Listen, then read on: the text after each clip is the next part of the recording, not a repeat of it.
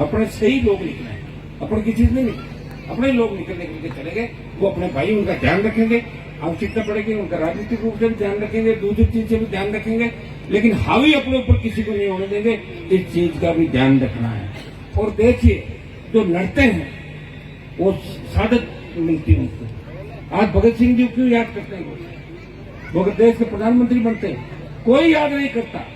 उन्होंने सादत दी, और जो सादत कैसी थी उनकी, भगत सिंह जी को जब फांसी की सजा सुनाई गई, भगत सिंह, सुखदेव, राजगुरु, तब देश के अंदर नौजवान सड़कों पर निकल चुका था और अंग्रेज डर गए और क्रांतिकारियों ने जेल के अंदर जाके कहा, सामने जो बैरक था, कहा भगत सिंह जी, देश ये चाहता है कि आपको हम निकाल लें और हम जेल तोड़ के आपको ले जाएंगे। उन्होंने एक पत्थर पे कागज रख के और उस कागज पे लिख के फेंका उनके पास। तो भगत सिंह जी ने क्या लिखा? देखिए कितना बड़ा विचारक थे वो व्यक्ति, और हमारी कौम से थे, क्या उम्र थी उनकी। उन्होंने लिखा कि अगर तुम मुझे छुड़ा लोगे, जो जलजला देश के नौजवानों के अंदर अंग्रेजों के खिलाफ, मेरे छूटते ही वो जलजला खत्म हो जाएगा और लोग आजादी भूल जाएंगे और लोग कह देंगे हमने भगत सिंह को रिहा करा लिया, इसलिए मैं फांसी पे चढ़ूंगा और मैं फांसी पे चढ़ूंगा तभी हिंदुस्तान आजाद होगा। ये जलजला आखिरी दम तक रहना चाहिए। इसलिए हनुमान बेनीवाल इस कौम के लिए लड़ाई लड़ रहा। मुझे भी पता है मैं कितना बर्बाद हो रहा हूँ, पूरी जवानी बर्बाद कर ली मैंने। हाँ, एमएलए एमपी बना भी लेते हो, हार जाते हैं, जीत जाते हैं। क्या मेरा मन नहीं करता कि मेरे सामने 2-2 कोटी के लोग सायरन बजाते हुए मिनिस्टर निकलते हैं जिनकी कोई औकात नहीं, वो मेरे घर के सामने निकालते हैं। लोग कह रहे मंत्री जी आगे, मंत्री जी आगे। अरे इनकी औकात क्या थी? ये तो मेरे से टाइम मांगते थे 10 साल पहले। समय समय की बात है, या तो मैं सरेंडर करूं, मंत्री बन जाऊं, लेकिन मैं रह नहीं पाऊंगा, मैं सरेंडर कर नहीं सकता। मैं चाहता हूं कि सत्ता पूरी आपके हाथ में आए, तब ये आदेश हो। मैं कह रहा हूं, अब की बार अगर 10-15 एमएलए भी अपने आ जाते, थोड़ा सा सोच लेते आप लोग, मुझे समझ नहीं पाए। सारे हनुमान बेनीवाल बढ़ के घूम रहे थे, ठेका ले लिया आप सबने। कोई कह रहा मेरे कहने से बिलेड़ा का टिकट दे दो, कोई कह रहा भोपाल कर मैं जीता दूंगा, ये लूनी मैं कर लूंगा। क्या जीता देगा? नौकी तरह कर लिया आप लोग। क्या कर दिया? मुझे अकेला छोड़ दिया और लाख में 6 करोड़ बच्चे, उनकी भी हवा निकल दूंगा, हवा निकल पड़ेगा। कोई नहीं पूछ रहा भाई। कभी कभार गीत गाए जाते हैं, एक हवा चली कि वो किया और वो नौकी तेरा, वो निकल गई हवा, ऐसी ही चलती है। पढ़ते हैं उसको खत्म भी कर देते हैं, ये भी सही है। तो मैं पीछे पड़ा हूं कई लोगों के, और कईयों का दिमाग ठीक भी किया, कईयों को जो जगह थी उधर डाला, लेकिन व्यक्ति अकेला हूं। जो लोकतंत्र के अंदर हमें सीटें की, वो सीटें नहीं मिली। जगह राजस्थान और संख्या बल के हिसाब से, इसमें कोई दो राय नहीं। राजस्थान में कोई ऐसा नेता नहीं जो आपकी बराबरी कर सके। एक आह्वान पे 2 लाख 5 लाख आप इकट्ठे हो जाते हो, किसी की औकात नहीं कि 50,000 की संख्या क्रॉस कर सके दूसरे बड़े बड़े नेताओं के मंदिर। हाँ, हो सकता है कि वो रील चला दे, 50 को 200 बता दे रील के अंदर, या 2,500 बता दे। रील वाले नेता जरूर आपको मिल जाएंगे अलग समाजों में, लेकिन रियल लीडर नहीं मिलेंगे। रियल नेता इसी समाज के अंदर है जो देश के हमारे भाइयों को न्याय दिला रहा है। वो यादव की बात भी करता है, वो गुर्जर की भी करता है, वो मुसलमान की करता है, वो मेघवाल भी करता है। वो कहता है हाईकोर्ट के जज बनाओ इन जातियों के, बन गए जज, बीच में कट गए तो मैं तो क्या कर सकता हूँ। मेरा तो प्रयास था कि मैंने याद दिलाया, याद दिलाने का काम मैं करता हूँ। बाकी अपने लोग भी जैसे मैं याद दिलाता हूँ, कुछ बीजेपी वाले बात करते हैं, कुछ कांग्रेस वाले करते हैं, तो बेचारे बात याद कौन दिलाए, पहल कौन करे। पहल मैं कर रहा हूँ। अब मैं आपको आजकल में हम एक आंदोलन की घोषणा करेंगे, ऐसा ही भर्ती रद्द कराने का, और पेपर लीक की जो घटना है वो सीबीआई के अंदर जांच दिलाने। उसमें हम थोड़ी हमारी ताकत भी देख लें कि आरएलपी में ताकत बची है कि कम हो रही है। तो ये जयपुर से करेंगे हम शुरुआत, जोधपुर से भी कहीं कहीं हो सकती है। हम एक बार सरकार के घुटने टिकाएंगे। जितने भी भ्रष्ट तंत्र के अंदर लोग चले गए नकल करके या पेपर लीक करा के, उनको घर भिजवाएंगे, उनको सलाखों को पीछे दिलाएंगे। तभी हमारा नौजवान हमारे पे भरोसा करेगा, इस राजस्थान की व्यवस्था पे भरोसा करेगा। कर्ज मुक्त किसान, पहली बार इस लोकसभा के अंदर 5 बार इस मामले को उठाया। देश के कृषि मंत्री से मैं मिला, बात समझते हैं किसान। मैंने कहा कर्जा माफ होना चाहिए, बोले हम भी प्रयास करें। आप लोग और करो, आंदोलन करो। और निश्चित रूप से अगर देश का किसान का कर्जा माफ हो जाता है तो एक बार बूस्टर डोज आपको मिल जाएगा और किसान राहत ले लेगा। उस कर्ज माफी में सारा कर्जा माफ होगा, जितना भी कर्जा है। ये प्रयास हम लोग करें। कर्ज मुक्त किसान, टोल मुक्त Rajasthan, state highway toll free किए थे, कोशिश करेंगे पहले स्टेट हाईवे हो, फिर दूसरा टोल मुक्त फ्री बिजली, सशक्त लोकायुक्त, भ्रष्टाचार जहां भी हो वहां तुरंत एजेंसियां काम करें तो भ्रष्टाचारियों को पीछे ठोस लें। मैं धन्यवाद दूंगा जोधपुर के लूनी के हमारे नौजवानों को, चाहे अनिता जाट का मामला हो, चाहे हमारे उसका लवली का मामला हो, चाहे दूसरे मामले हो। जब जब आप सड़क पर बैठे, सरकारें झुकी और सीबीआई जोधपुर आई। उसके अंदर तमाम जो सीबीआई के अंदर मामले चल रहे हैं, चाहे मनोहर राजपुरोहित का मामला हो, चाहे कमलेश प्रजापति, वो भी हम कोशिश करें उन मामलों में भी हमें सफलता मिले। लेकिन पॉलिटिकल लोग कहीं कहीं किसी की चोरी छुपे पर्दे के पीछे से मदद कर देता, कोई बीजेपी वाला कांग्रेस भी कर देता, कांग्रेस वाला बीजेपी कर देता। एक व्यक्ति लड़ रहा है, लेकिन लड़ाई से ये तो तय है कि कभी न कभी ठीक होगा, और ये ठीक हो रहा है धीरे धीरे। कि कम से कम ये तो बात चली राजस्थान के अंदर। मेरे को लोग कहते हैं कि हनुमान जी आप इतने साल हो गए क्या कर दिया। मैंने कहा मैंने ये कर दिया कि जो जो लोग मेरे साथ थे वो सब भाग गए छोड़ गए मुझे, मैं अकेला बच गया। अब एक बात तो चल रही राजस्थान के अंदर कि हनुमान बेचारा अकेला लड़ाई लड़ रहा है। मैं यही चाहता था कि अकेला लड़ रहा हूं। आ जाओ, जिनको साथ आना, मना थोड़ी कर रहा हूं। मैं नए नेता तैयार कर रहा हूं, धैर्य के साथ लड़ेगा, अपने आप हो जाओगे। जनता वोट देने को तैयार है। थोड़ा भरोसा जीतो लोगों का, हिम्मत रखो, हौसला रखो, मुझे सर्च करो, मुझे देखो। पता नहीं क्या क्या आरोप लगाते लोग मेरे पे कि हनुमान जी के पास तो इतना पैसा है, ये है वो है।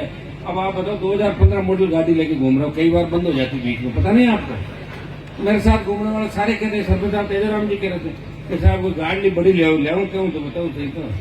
मैं तो बिल नहीं भरे जा रहे पूरे मेरे से। लेकिन मैं आपको भी परेशान नहीं करूँ। अभी तक मैंने मेरी पार्टी के लिए चंदा नहीं मांगा, जोड़ी नहीं फैलाई। कोई ये नहीं कहते कि हनुमान चंदा मांगता घूम रहा है। बाकी बीजेपी भी चंदा ले रही है, कांग्रेस भी ले रही है, इलेक्टोरल बॉन्ड ले रहे हैं। बीजेपी के लोगों ने गाय का मांस निर्यात करने वाली कंपनियों से चंदा ले लिया, लेकिन कुछ भी नहीं हुआ कांग्रेस पार्टी से, उसको मुद्दा भी नहीं बना पाई। मैंने 1 रुपया नहीं लिया आप लोगों से। बच्चे गाड़ियां लाते हैं, रैली की व्यवस्थाएं हो जाती है, छोटा मोटा सहयोग कोई कर देता है। और मुझे पैसे का शौक नहीं, मुझे सिर्फ शौक है आपकी सेवा करने का और इस कौम का सम्मान देश में बढ़ाने का। मैं चाहता हूं कि देश के हर कोने में बात चले कि ये कौम जिसने देश की रखवाली के लिए मुगलों का दिमाग ठीक किया, दिल्ली पे राज किया और मोहम्मद गजनी और गोरी को उन्होंने धूल चटाई, और इतिहास जिसके संघर्ष और वीरता चाटा पड़ा है, लेकिन जो सम्मान महाराजा सूरजमल को मिलना चाहिए था वो देश के अंदर मिला नहीं। अभी भी महाराजा सूरजमल जिस सम्मान के योग्य थे, जिनको सिर्फ एक जाति का राजा घोषित करके प्रयास लोग कर रहे हैं, बर्दाश्त नहीं करेंगे। महाराज सूरजमल के साथ साथ हमारे समाज के अंदर जितने भी लोक देवता, जितने भी वीर, जितने भी योद्धा इस देश के अंदर हुए, अगर उन सबको सम्मान मिला तो निश्चित रूप से देश में एक बात चलेगी, अगर लड़ाके कोई है वो इसी कौम के लड़ाके हैं। और ये वो कौम है जिसने आजादी के आंदोलन से पहले अपने दूसरे ओबीसी के भाइयों को, शेड्यूल कास्ट के भाइयों को साथ लेके उंगली पकड़ के उनके खिलाफ जिस तरह सामंती ताकतें अत्याचार करती थी, उनको बूथ तक लेके गए 52 के अंदर, उनको वोट का अधिकार दिलाया, उनके लिए लड़े, सर कटवाए, सीने पे गोलियां खाई।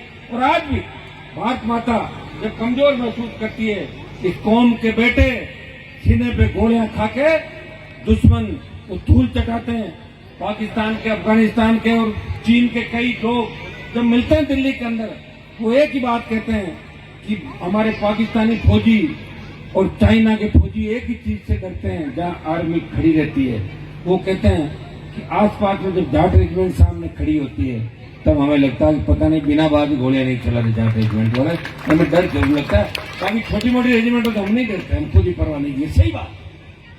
तो अमेरिका का अखबारों में छापा कि कारगिल की लड़ाई के अंदर 20,000 फीट ऊंची पहाड़ियों पर 50 किलो गोला बारूद लेके 47 लेके एक व्यक्ति चढ़ता है सीधा पहाड़ी पर और दुश्मन को ढेर करता हुआ आगे बढ़ता है। वो जाट रेजिमेंट का जवान है। मैं जाट की बात इसलिए कर रहा हूँ कि आज जाट समाज के कार्यक्रम के अंदर आया, हमें दूसरे समाजों की भी आवश्यकता है। जाट बड़े भाई के रूप में चलेगा राजस्थान के अंदर, बाकी भाइयों को साथ लेकर हम बदली जी बैठे हैं। हम तो चाहते हैं कि प्रजापति समाज हमारे साथ जुड़े। बीजेपी को वोट डालते हैं, एक टिकट इनको देता नहीं तो बीजेपी वाले एक देवे पूरे राजस्थान में। और कितना वोट आप लोग देते हो, सारे समाज वोट देते हैं। ये हमारे थान सिंह जी के समाज को देखो, मंत्री बनाए क्या, कितने समाज हो गए थान सिंह जी के मंत्री बनाए अपने राजपुरोहित को, कितना टाइम हो गया। आजादी के बाद मंत्री नहीं बनाया, मेरी सरकार बना दो। मैं तो कह रहा हूँ सरकार छोड़ो, इस बार तो 10 MLA बना दो, भजनलाल के ऊपर बैठ जाता कूद के 10 में नहीं चला था सरकार पूरी। 10 ही नहीं बनाया आपने, एक ही मुश्किल से वेंटिलेटर में डाल दिया था।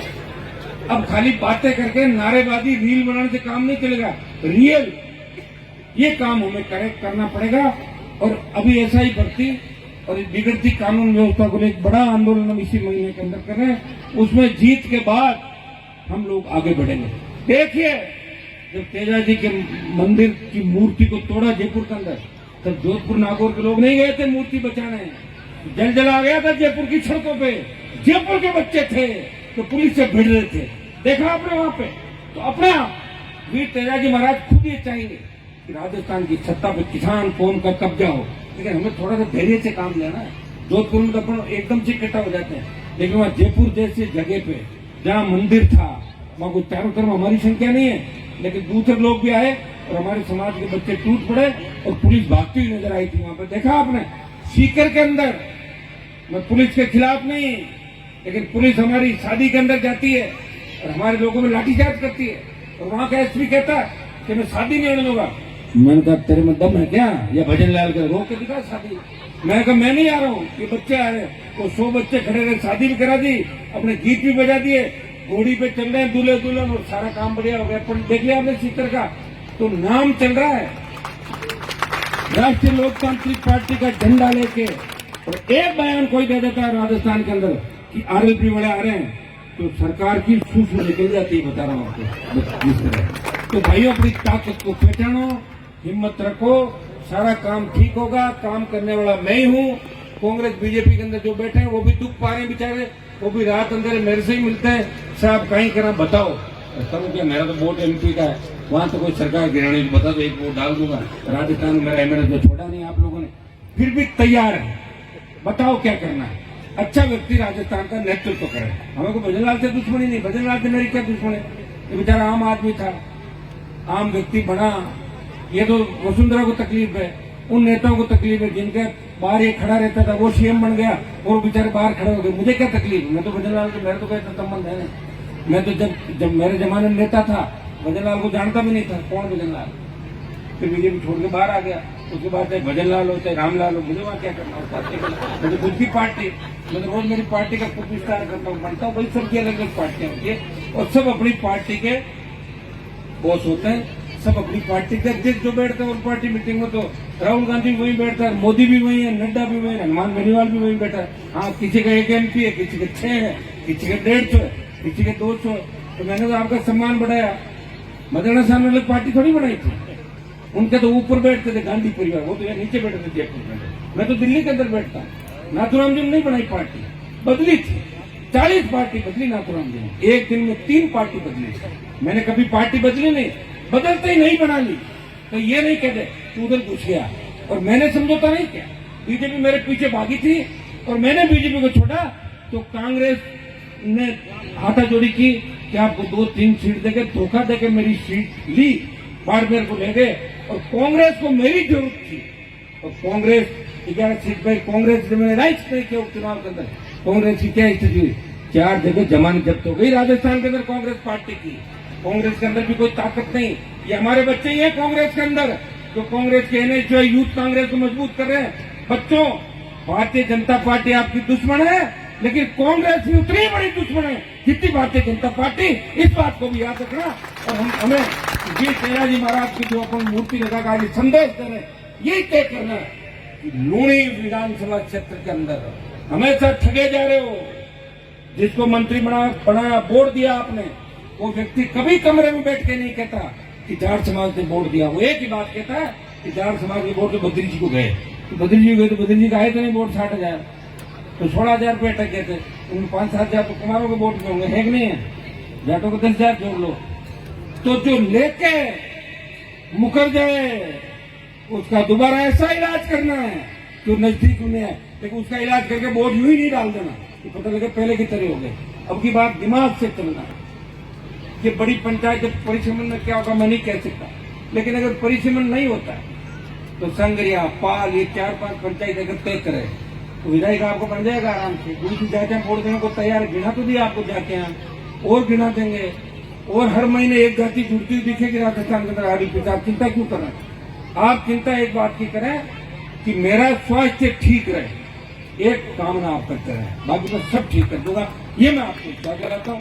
आपने मुझे आमंत्रित किया, मैं पुनः भामाशाह साहू परिवार का हृदय से आभार प्रकट करता हूँ। ये वो समाज है जिसने वीर भामाशाह योद्धा लोक देवताओं को जन्म दिया, और जाट एक ऐसा समाज है गांव के अंदर किसी भी जाति की तकलीफ आ जाए, कोई मौत मरण हो जाए, शादी हो जाए, और कोई दूसरा के चौधरी साहब मामला गड़बड़ है, पैसे नहीं है, रुपये ले जा, बाद में देखते रहो, बढ़िया कर तू दिन जोरदार, और शादी कर बढ़िया देखता रहे। ये जाट समाज है राजस्थान के अंदर। दूसरे समाज छोटी बातें करते हैं, मिर्चा को नहीं बांटने आते घर में, बात करे बहुत मोटी मोटी बातों का काम कौन चले, लेकिन फिर भी वो लोगों को राजी रखते हैं। लोग वोट के मामले में हमसे नाराज हैं। इस बात का मंथन हमें करना होगा कि लोग वोट हमें कैसे डाले, क्योंकि लोकतंत्र के अंदर वोट की चोट से एक बार सरकार अपनी बन जाए, एक बार सीएम अपना बन जाए। देखो सीएम बन जाए मतलब ऐसा नहीं कोई भोंदू आके बैठ गया ना तो कहेंगे वो कहीं बनाए बैठ रहे, वैसा भी नहीं। सीएम अपने सपनों का जो मेहनत करने वाला व्यक्ति है, तो सारी जातियां एक बार टेस्ट आपको दे देगी ना, तब उनको लगेगा कि यार यही वास्तव मजबूत लोग हैं जो स्टेट को आगे लेके चल सकते हैं, मजबूती से काम कर सकते हैं। और मैं आपको विश्वास दिलाता हूँ कि मैं आपको धोखा नहीं दूंगा, साथ लेके चलूंगा जहां भी आप कहोगे। वैसे तो मेरे जैसा सीधा आदमी कहाँ मिलेगा आपको कि जहाँ कहते हैं वहाँ खड़ा मिलता हूँ। रात देखी नहीं, दिन देखा नहीं, घूमता रहा, पूरी जिंदगी जवानी खराब कर दी। मुझे तो अचंभा आता है उन लोगों का जो कहते हैं कि हमारे पिताजी को 100 किलो जी ने जेल में डाल दिया। अच्छा 100 किलो ने जेल में डाल दिया, उनके बेटे के आगे ठुमके क्यों लगा रही हो आप? वो तो मेरा धर्म है। कांग्रेस पार्टी डीजे के आगे ठुम ठुम ठुम, वो तो हमें ज्ञान तो खुद कहाँ जा रहे हैं। तो राजू ने पता नहीं क्या गड़बड़ करा के 18 में खाता खुलवा दिया। राजू सारे कहीं दिखते थे बेटा, ज्यादा ही करते बहुत ज्यादा करते फैन, ये फैन था बहुत बड़ा। तो भाई ऐसा ही है, यहाँ अपने लोग ऐसे हैं कि रील बनाओ, बयानबाजी करो, बैठो ना ओसे में धरना क्यों नहीं दे रहे हो? किसानों को ट्रांसफर में उतार रहे हैं, तकलीफ में लोग, बैंक वाले कुर्की कर रहे हैं, ढोल बजा के कर रहे हैं। आओ, किसान पुकार रहा है, समाज पुकार रहा, आओ सड़कों पे, तुम वीर हो, संघर्ष करो। रील मत बनाओ। आप रील बनाने वाले नेता के पास पहुंचे तो उसने कहा कौन हो तुम लोग? मैं नहीं जानता। नहीं मिलता है सर भैया, कौन मिलता है?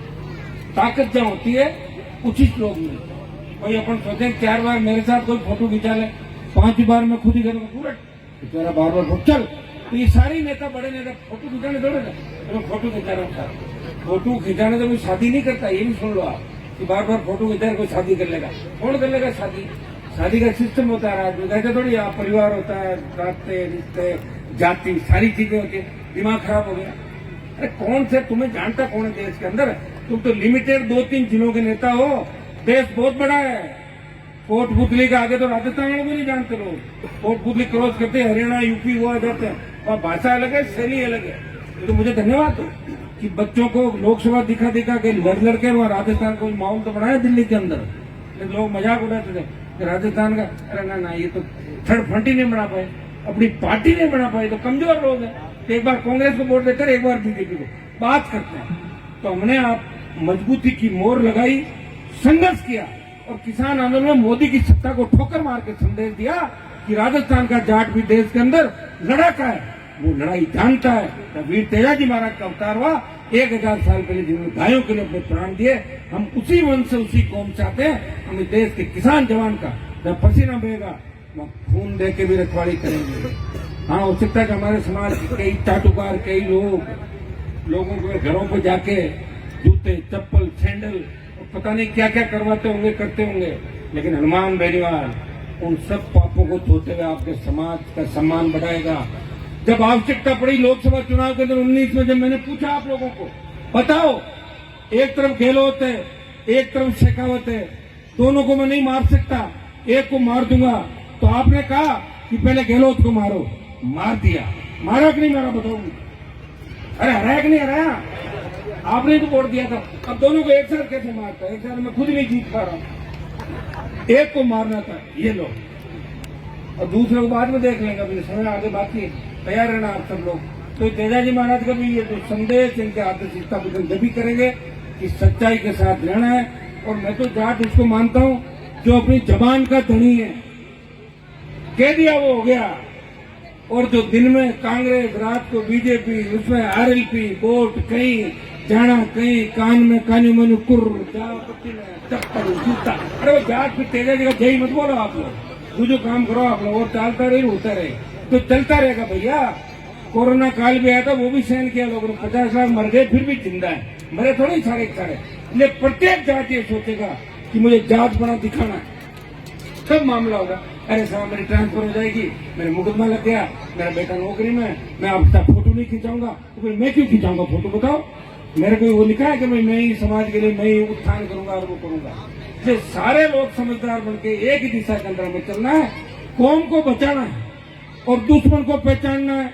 काम करे लो बीजेपी से और वोट डाल तो आरएलपी, काम करे लो कांग्रेस से और वोट डालो आरएलपी को, तब जाके धोखा देंगे पार्टी को। जो 70 साल से आपको धोखा दे रही कि नहीं दे रही धोखा? 70 साल से कब नहीं दिया बताओ मुझे? हर बार धोखा दिया।